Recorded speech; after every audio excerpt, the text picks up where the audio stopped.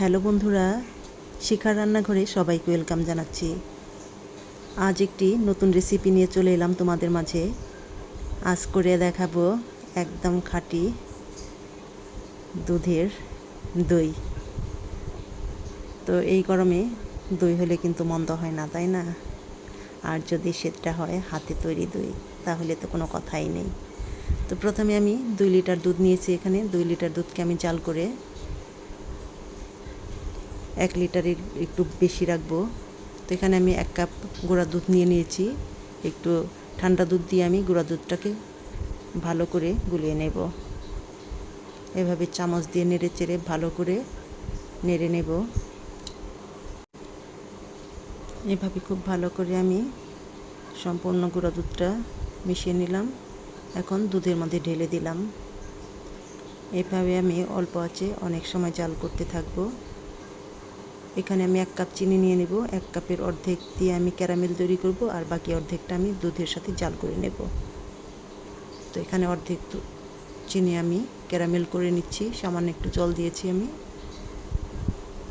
খুব অল্প আছে ক্যারামেলটা করতে হবে, না হলে পুড়ে যাবে। এই তো ক্যারামেলটা হয়ে গিয়েছে। এখন একটু দুধ দিয়ে ক্যারামেলটা মিশিয়ে নেব।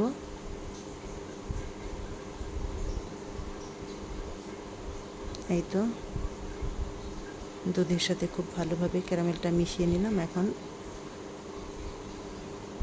দুধের মধ্যে দিয়ে দিলাম ক্যারামেলটা। খুব সুন্দর নেড়ে চেড়ে দেব। ক্যারামেলটা দেওয়ার একটাই কারণ, দইয়ের কালারটা খুব সুন্দর আসার জন্য। তো দেখো দুধের কালারটা কতটা সুন্দর এসেছে ক্যারামেলটা দেওয়ার পর।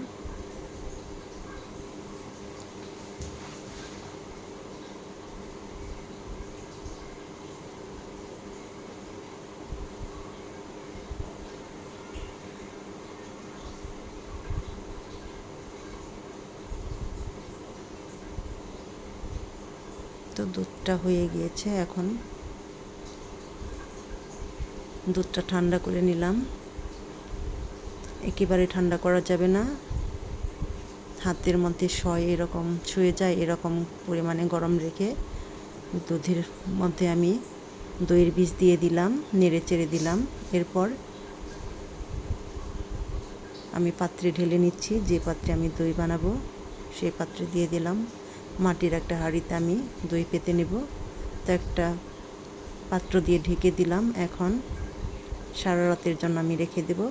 6 ঘন্টা পর আমি তুলে দেখাচ্ছি তোমাদের দইটা কেমন হয়েছে।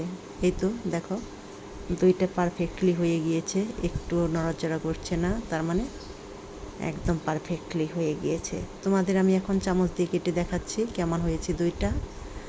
তো আমার দইয়ের রেসিপিটা কেমন লাগলো সবাই কমেন্ট করে জানাবে।